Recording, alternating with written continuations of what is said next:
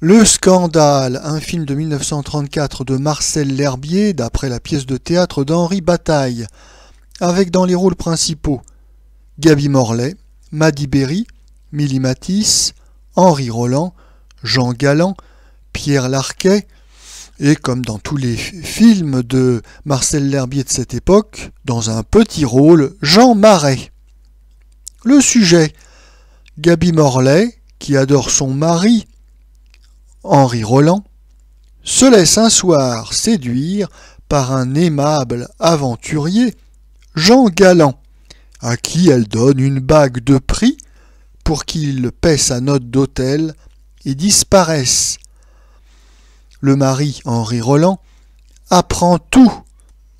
L'opinion publique condamne Gaby Morlet, mais le mari lui pardonne. Notre avis. Marcel L'Herbier a tout d'abord été, à l'époque du cinéma muet, un réalisateur d'avant-garde. Lors du passage au cinéma parlant et sonore, il fait un virage commercial en tournant deux films populaires assez bien réussis. En 1930, Le mystère de la chambre jaune. En 1931, Le parfum de la dame en noir. Mais le producteur juif des deux films précités, il s'agit d'Adolphe Hosso, va reprocher à Marcel L'Herbier d'avoir un peu trop dépensé d'argent pour leur tournage. Il est vrai que Marcel L'Herbier est avant tout un artiste et que Adolphe Hosso est avant tout un producteur. La sanction est immédiate. Marcel L'Herbier est condamné au chômage. Et après 2 ans de disette, il va essayer de faire son retour dans la profession, alors par la petite porte, en adaptant des pièces de théâtre. Il va faire du théâtre filmé. Il y aura L'Épervier, Le Bonheur, L'Aventurier et donc Le Scandale, tourné en 1934. Le Scandale, c'est d'abord une pièce de théâtre d'Henri Bataille qui avait déjà fait l'objet d'une adaptation cinématographique dans un film de 1918 de Jacques de Baron-Célie. Cette deuxième version va reprendre, sans imagination et d'une manière très conventionnelle, l'éternel canevas du mélodrame bourgeois. Il s'agit, une fois de plus, d'une bourgeoise délaissée par son mari, un personnage important bien évidemment, et elle prend un amant, un aventurier, un séducteur. Elle est compromise, il faut éviter le scandale et sauvegarder à tout prix l'honneur de son mari.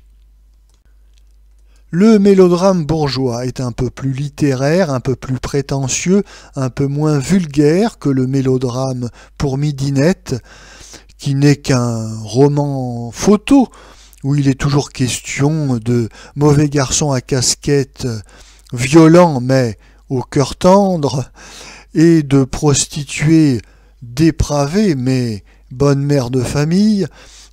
Oui, qu'il s'agisse de mélodrame bourgeois ou de mélodrame pour midinette, on nous raconte toujours à peu près la même histoire.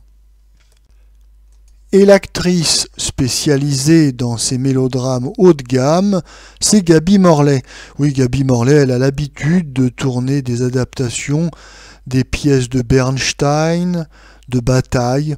Ce sera Mélo, Le Bonheur, Samson, et donc ce Scandale de 1934. Il faut dire qu'elle est toujours excellente dans ce type de rôle de bourgeoise compromise, mais digne.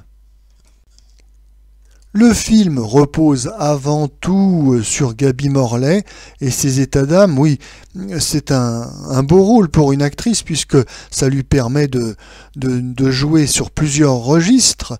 Nous avons d'abord la femme qui s'ennuie, qui est délaissée, puis la femme qui est séduite et qui succombe à la tentation, la femme trahie par son amant, et enfin la femme qui expie sa faute, qui expie son crime. Gaby Morley joue ces différentes situations avec beaucoup de naturel et de maîtrise, il faut le reconnaître. Et c'est ce type de films qui ont fait d'elle la reine du mélo des années 30.